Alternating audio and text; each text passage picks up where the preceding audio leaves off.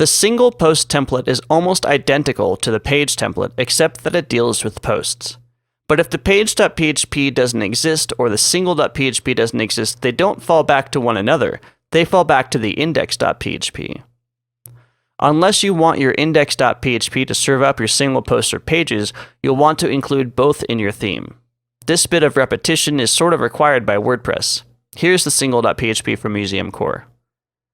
With the exception of an added single class to the div and a different template part that we're calling postSingle.php instead of postPage.php, they're the same. But we have differences once we get into the template part for single posts. Like the postPage.php template part, I start with the loop, then open a new article tag, and then start the entry. This is a single post, so there's no need to worry about displaying a post excerpt. There's almost no reason you'd ever want to display a post excerpt on single posts unless you're doing something different with them. I load the link pages template part and end out the entry with the post metadata and the navigation. At this point, this actually looks a lot more like the post.php template than the page template part until we get to the comments, which are displayed on single posts and pages, but not in the template part for posts.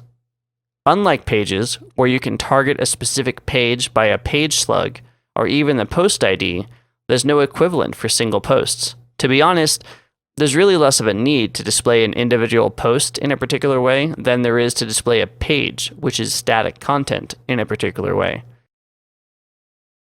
However, if you really wanted to do it, it's possible using a filter that was posted about a year ago on the WordPress.org forums that you can find in a gist here.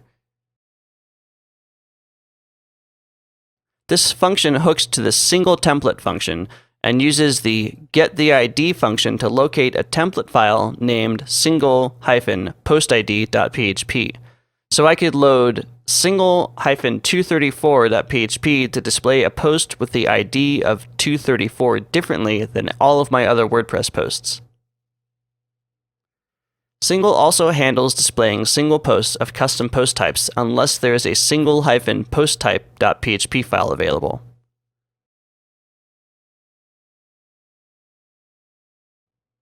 Just like there is no built-in way to specify a particular single post template file for an individual post, there's also no built-in way to define a particular single post template file by name either, the way that you can build custom page templates for different pages. Once again, there's less of a need to do this for posts, but there may be a reason to do it for custom post types or pages.